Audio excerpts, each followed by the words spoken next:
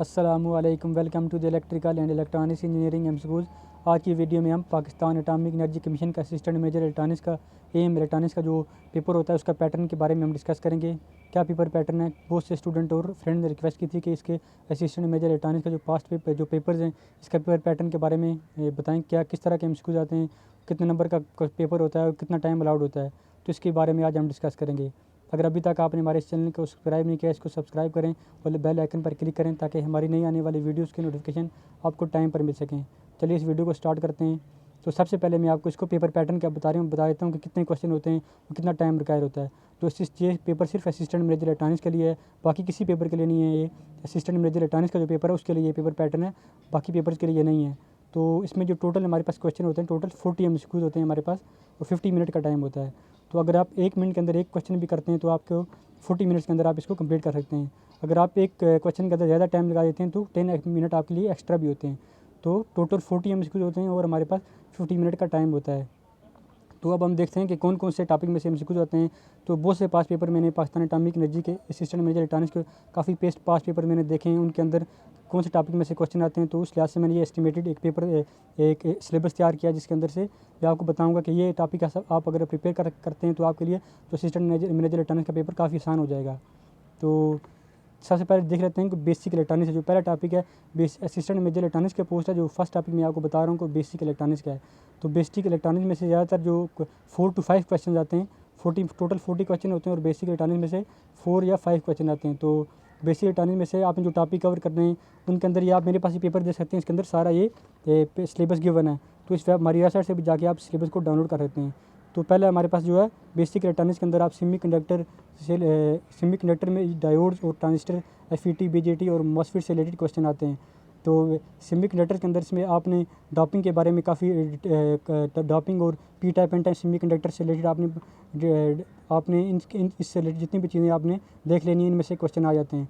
इसके अलावा ट्रांजिस्टर के बीजेटी ट्रांजिस्टर के बारे में उसके स्ट्रक्चर और कंस्ट्रक्शन के बारे में, मॉसफेट, एफईटी की कंस्ट्रक्शन के बारे में आपने देखना है कि इनके बारे में भी क्वेश्चन आते हैं। तो जो बेसिक इलेक्ट्रॉनिक्स में इसके अलावा जो बीजेटी की कॉन्फ़िगरेशन है, कॉमन इमीटर, कॉमन कलेक्टर और कॉमन बेस में से भी क्वेश्चन आ जाता है बाज़ औक़ात। इसके अलावा ये यूजेटी हमारे पास यूनि जंक्शन ट्रांजिस्टर है, इसके बारे में भी आपने डिटेल में मैंने ऑलरेडी वीडियो बनाई हुई है। इसका स्ट्रक्चर, इसकी कंस्ट्रक्शन के बारे में भी, इसके न्यूमेरिकल भी आ जाते हैं। तो टोटल इलेक्ट्रॉनिक्स में से 4 to 5 क्वेश्चन आते हैं। तो इसके बाद जो हमारे पास सेकंड टॉपिक है ऑपरेशनल एम्पलीफायर। ऑपरेशनल एम्पलीफायर में ज़्यादातर 2 से 3 क्वेश्चन आते हैं, 2 या 3 से ज़्यादा क्वेश्चन नहीं आते। तो ऑपरेशनल एम्पलीफायर में ज़्यादातर न्यूमेरिकल बेस्ड क्वेश्चन आता है या फिर ऑपरेशनल एम्पलीफायर के जो स्पेशल सर्किट है, इंटीग्रेटर, डिफरेंशिएटर से रिलेटेड क्वेश्चन आ जाते हैं। तो बाज़ औक़ात इस तरह का क्वेश्चन आ जाता है जो ऑपरेशनल एम्पलीफायर के इंटीग्रेटर के फीडबैक में कौन सी एलिमेंट यूज होता है, फीडबैक एलिमेंट, इस तरह के क्वेश्चन आ जाते हैं। इसके अलावा जो टॉपिक है हमारे पास कंट्रोल सिस्टम के अंदर 2 या 3 क्वेश्चन टोटल हमारे पास आते हैं। तो कंट्रोल सिस्टम में आपने सिस्टम की स्टेबिलिटी के बारे में क्वेश्चन आ जाते हैं। स्टेबिलिटी के बारे में जो क्राइटेरिया है उसको आपने देख लेना है। इसके अलावा जो करैक्टरिस्टिक इक्वेशन हमें गिवन होती है, पॉलिनॉमियल इक्वेशन, तो आपने उसके अंदर उसकी स्टेबिलिटी को बताना होता है कि सिस्टम स्टेबल है या अनस्टेबल है। तो राउथ स्टेबिलिटी क्राइटेरिया को यूज़ करके आप इसको बताते हैं। तो इसके बारे में मैंने ऑलरेडी वीडियो बना चुके हैं। इसके अलावा कंट्रोल सिस्टम के जो इंपॉर्टेंट टॉपिक्स हैं, लीड कंपनसेटर, लैग कंपनसेटर के बारे में आप देख लें, इनके बारे में क्वेश्चन आ जाते हैं। तो हमारे पास जो नेक्स्ट टॉपिक है पावर इलेक्ट्रॉनिक्स में सिर्फ 2 या 3 क्वेश्चन आते हैं। पावर इलेक्ट्रॉनिक्स के जो आपको एससीआर की वर्किंग, ऑपरेशन और इसके अलावा 2 ट्रांजिस्टर मॉडल ऑफ थायरिस्टर के बारे में देख लें। और इसके अलावा जो हमारे पास ट्राइएक डाइएक के बारे में भी क्वेश्चन आ जाता है। तो ये पावर इलेक्ट्रॉनिक्स में 2 या 3 क्वेश्चन आते हैं। तो इसके अलावा मैं आपको बताता हूँ ऑसिलेटर के बारे में भी हमारे पास टोटल 1 या 2 क्वेश्चन आते हैं। बाज़ औक़ात सम टाइम 2 क्वेश्चन आते हैं, सम टाइम 1 क्वेश्चन आता है। तो ऑसिलेटर के बारे में आप फीडबैक ऑसिलेटर, ऑसिलेशन ऑसिलेटर, उसके बाद जो ऑसिलेटर का जो हमारे पास स्टेबिलिटी क्राइटेरिया, इसको आपने देख लेना है, इसके बारे में भी क्वेश्चन आ जाता है। तो फीडबैक से रिलेटेड भी क्वेश्चन आ जाते हैं। ऑसिलेटर की टाइप्स के बारे में, फेज शिफ्ट के बारे में बाज़ औक़ात क्वेश्चन आ जाता है। तो इसके अलावा हमारे पास जो टॉपिक बन जाते हैं वेव प्रोपगेशन एंटीना के बारे में कम से कम 2 या 3 क्वेश्चन आते हैं। तो या बाज़ औक़ात 2 क्वेश्चन आते हैं या कभी कभी 1 क्वेश्चन पेपर के अंदर आ जाता है। तो एंटीना के बारे में आप इसकी बैंडविड्थ को देखना है, इसकी बैंडविड्थ, और इसके अलावा जो फ्रंट बैक रेशियो के बारे में भी क्वेश्चन आ जाता है। तो एंटीना के अंदर आपने टाइप्स ऑफ एंटीनाज देखने, dipole antennas, Yagi Uda antennas, इन टाइप्स ऑफ एंटीना के बारे में आपने देख लेना है डिटेल के अंदर। इसकी थ्योरी है, आपने इसको देख लेना है। तो इनके बारे में, एंटीना के बारे में भी बाज़ औक़ात क्वेश्चन आ जाता है। तो इसके अलावा मैं आपको बताता हूँ जो रेडियो रिसीवर और रेडियो ट्रांसमीटर में से एक क्वेश्चन आता है। बाद का 2 क्वेश्चन भी आते हैं, इससे ज़्यादा 1 या 2 से ज़्यादा क्वेश्चन नहीं आते। रेडियो ट्रांसमीटर कैसे वर्क करता है, क्या क्या उसके लिए यूज़ होता है, उसके अंदर क्या इक्विपमेंट, क्या कंस्ट्रक्शन के लिए क्या क्या चीज़ें उसके अंदर यूज़ होती हैं, क्या ट्रांसमीटर के अंदर क्या क्या होता है, जो इसके जो ब्लॉक डायग्राम्स वगैरह आप इनको देख सकते हैं। तो इसमें से 1 या 2 क्वेश्चन आते हैं। इसके अलावा बेसिक इलेक्ट्रिक सर्किट में से क्वेश्चन आते हैं। RLC सर्किट के बारे में क्वेश्चन आ जाता है। इसकी रेजोनेंस कंडीशन के ऊपर आपको बताया, बाद वक्त कई बार क्वेश्चन आ चुका है कि रेजोनेंस कंडीशन के अंदर क्या होता है। तो इसके अलावा जो सर्किट हैं, इलेक्ट्रिक सर्किट, सिंपल सीरीज और पैरेलल सर्किट के बारे में करंट या वोल्टेज फाइंड करने के क्वेश्चन आ जाते हैं। तो इसके अलावा मैं आपको बताता हूँ इंटीग्रेटेड इलेक्ट्रॉनिक्स में से क्वेश्चन आता है, 1 या 2 क्वेश्चन आते हैं। तो मूर्स लॉ के बारे में आपने ऑलरेडी पढ़ा होगा, उसके बारे में क्वेश्चन आ जाता है। तो उसके अलावा जो number of transistor LSI, MSI और VLSI के बारे में ये क्वेश्चन आ जाता है कि कितने ट्रांजिस्टर पर चिप यहाँ पे यूज़ होते हैं। तो IC फैब्रिकेशन प्रोसेस के बारे में भी बाज़ औक़ात क्वेश्चन आ जाता है। मोनोलिथिक टेक्नोलॉजी कौन सी ICs के अंदर यूज़ होती है, इस तरह के क्वेश्चन आ जाते हैं AM इलेक्ट्रॉनिक्स के पेपर में। तो इसके अलावा आपने हाई पास फिल्टर से रिलेटेड क्वेश्चन होते हैं। High pass filter, band fault filter, इनके सर्किट डायग्राम, जो इनकी जो ट्रांसफ़र फंक्शन बनते हैं, इनके बारे में आपने देख लेना है। इसमें भी 1 या 2 क्वेश्चन आ जाते हैं। तो इसके अलावा बाद जो आपने इलेक्ट्रोमैग्नेटिक फील्ड थ्योरी के बारे में क्वेश्चन आते हैं। इसके अंदर फ्राडे लॉ के बारे में बाज़ औक़ात कई बार क्वेश्चन आ चुका है। तो इसकी आप मैथमेटिकल फॉर्म, उसके अलावा पॉइंटिंग थ्योरम वगैरह, इनके बारे में क्वेश्चन आ जाते हैं। तो इलेक्ट्रोमैग्नेटिक वेव्स की टाइप्स जो होती हैं, इनके बारे में भी कई बार क्वेश्चन आ चुका है।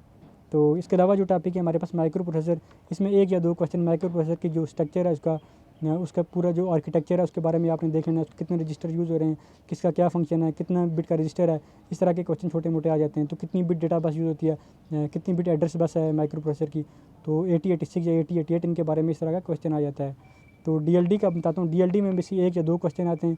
तो DLD के अंदर ज़्यादातर आपकी जो कोड कन्वर्जन होती है, gray code to decimal, decimal to gray code conversion, इसके अलावा जो दूसरी कन्वर्जन है हेक्साडेसिमल टू डेसिमल नंबर की जो कन्वर्जन है, इनके बारे में क्वेश्चन आता है। तो मोस्ट बेसिक क्वेश्चन कई बार जो आ चुका है जो DLD में से, तो 1 कम्प्लीमेंट का बहुत बेसिक क्वेश्चन है। 1 कम्प्लीमेंट, 2 कम्प्लीमेंट के बारे में कई बार क्वेश्चन आ चुका है। तो इसके अलावा मैं आपको बताता हूँ, आपने हाफ एडर, फुल एडर जो पढ़े होंगे, इनके एक्सप्रेशन के बारे में टू द पॉइंट MCQ आ जाता है पेपर के अंदर। तो इनको भी आप देख लें। उसके अलावा जो फ्लिप फ्लॉप हैं, इनके बारे में आपने देखना है। 1 या 2 क्वेश्चन टोटल इनमें से आ जाते हैं पेपर के अंदर।